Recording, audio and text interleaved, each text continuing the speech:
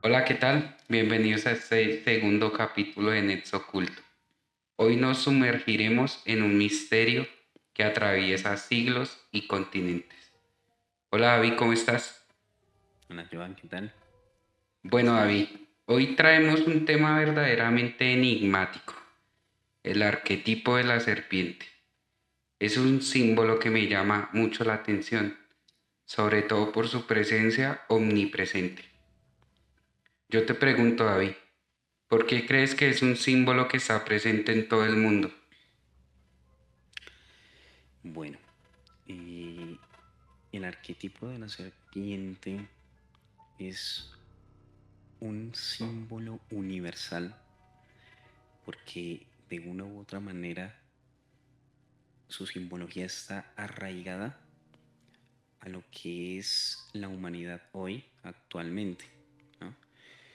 Desde el principio de los tiempos es un símbolo que ha estado no solamente de manera física, sino que de manera energética, de manera psicológica en toda la humanidad.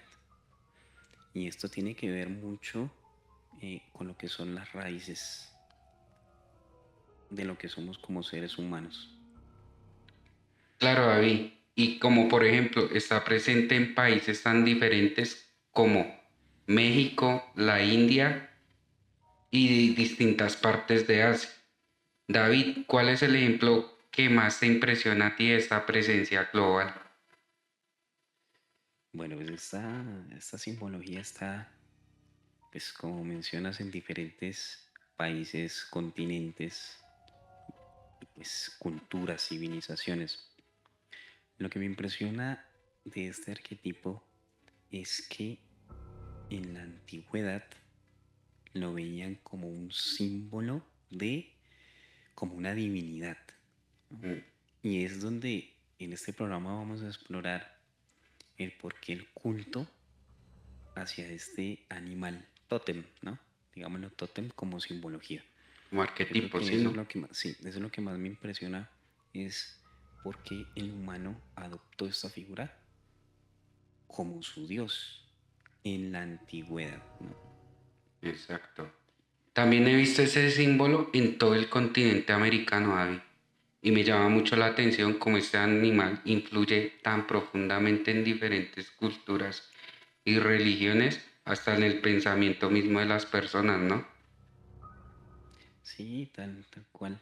En el pensamiento, porque de una u otra manera es un símbolo que maneja algo muy importante que es dualidad, ¿no? Está muy conectado con el bien y con el mal de esta realidad. Digamos que en muchas partes es la representación del bien, es la representación de la liberación de la mente del ser humano, del conocimiento, pero en otras culturas es un adversario, es un enemigo al cual pues hay que tenerle cuidado porque siempre va a estar al pendiente de la caída del hombre. Claro, David, es que incluso, digamos, pues entremos a hablar del Génesis 3. ¿Qué dice el Génesis 3? Habla de una serpiente que engaña al hombre y lo hace caer o desconectar su relación directa con Dios en el Edén, ¿no? Sí, yo creo que esa es una de las historias, si no es que es la historia más famosa a nivel mundial, la historia del Génesis, porque eh, la serpiente aparece como un animal astuto, sagaz, inteligente, que de una u otra manera lo que hace es ponerle una trampa, en este caso pues a Eva, que es la representación de la mujer, le pone una trampa para que ella acceda y pues a tomar el famoso fruto prohibido. ¿Sí? Y pues ella finalmente accede y también le da de comer al hombre y ahí es cuando se produce la desconexión del ser humano con Dios en el Edén, ¿no? Entonces yo creo que esa es la historia más famosa que hay sobre la serpiente y es curioso que no solamente en esa historia aparezca este arquetipo, sino que en muchas otras historias que vamos a estar aquí como abordando precisamente para ver la importancia que tiene este símbolo, este animal. Claro, David. Y digamos que en el texto hebreo original del Génesis 3 dicen que la serpiente es descrita como sagaz, que no es simplemente malvada, que el relato no la presenta inicialmente como Satanás, sino como una criatura excepcional e inteligente. También en el Génesis dicen que la serpiente sabe hablar, que cuestiona a Dios, que no obliga y que solo sugiere, ¿no? Correcto, sí, entonces, a ver, yo en lo personal, digamos que siempre he pensado que la historia del Génesis no es una historia que se deba tomar de manera textual, de manera literal. Para mí es una historia que me está explicando la desconexión del hombre con Dios, ¿no? Pero entonces se hace de una manera, se relata en una historia básica, eh, pero pues que es una historia, es como una metáfora, Una una metáfora, sí. leyenda de lo que pasó. Ahí se observa que la serpiente habla, piensa, es calculadora y logra poner a prueba Claro. la comunión pues, de los primeros seres humanos con Dios. Una serpiente normalmente, como las conocemos hoy en día, no podrían generar ese tipo de situaciones, Sí, ¿no? claro, no. Porque teológicamente hablando, y pues hay que respetar esas diferentes teorías, se dice que Satanás entró en el cuerpo de una serpiente como una especie de avatar Ok. y lo que hizo fue manejarla para poder llegar a Eva. Cosa que en lo personal no me... como que no va conmigo, ¿sí? Considero que la serpiente es otro tipo de ser, es otro tipo de ser, pero fue representado con con ese animal, ¿sí? Con esa simbología arquetípica. Pero para mí es un ser bastante inteligente y astuto. E incluso la palabra serpiente, si la dividimos en dos, me puede estar hablando de un ser pensante, ¿no? Por eso se menciona Serpente. serpiente. Sí, claro. La palabra piente viene de que Ah, piensa, ¿qué piensa así? ¿sí? Entonces ahí hay una clave.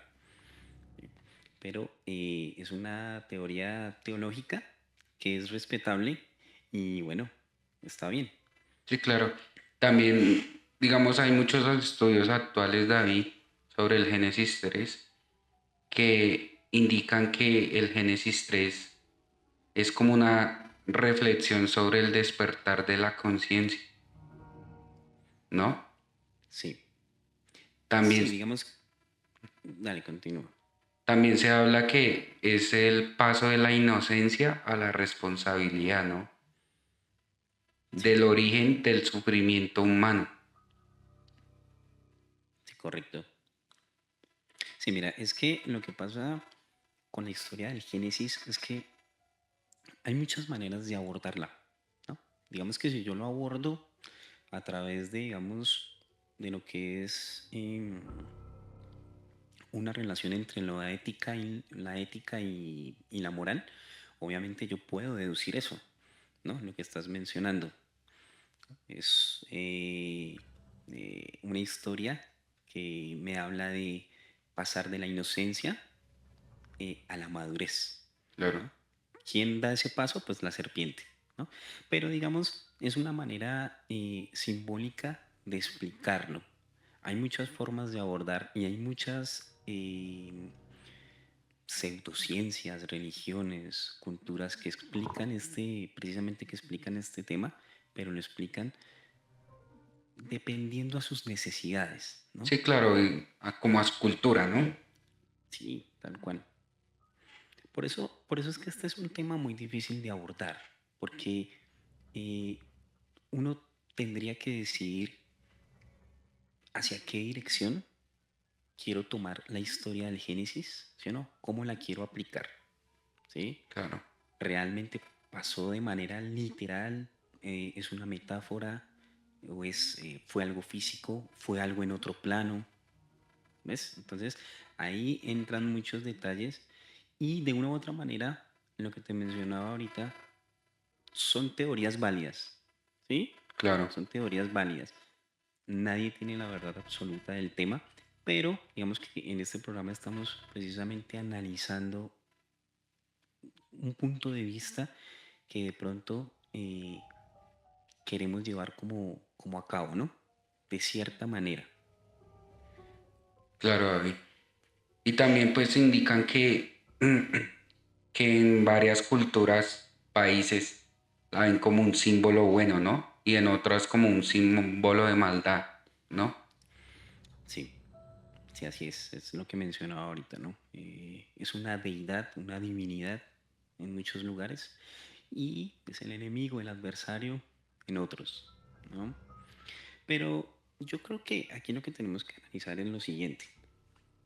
Primero que todo, eh, tenemos que preguntarnos por qué una serpiente, por qué no Otro animal, ¿no? otro animal, ¿no? Porque tiene que ser la serpiente. ¿Qué pasa allí, no?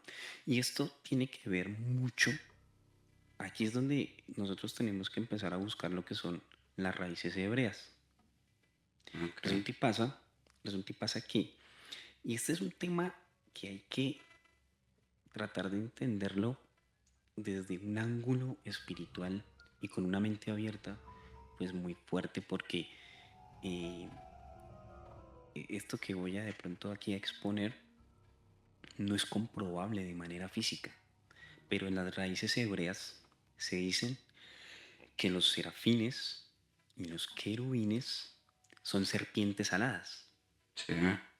Bueno, ahí solamente con ese nombre, serpientes aladas, Sí. ya digamos que uno dice, bueno, ¿cómo pueden existir esta clase de seres? Esta clase de seres no existen dentro de un plano físico, pero resulta y pasa que dentro de las raíces hebreas exponen que estos seres tienen una forma serpentina, pero que tienen alas.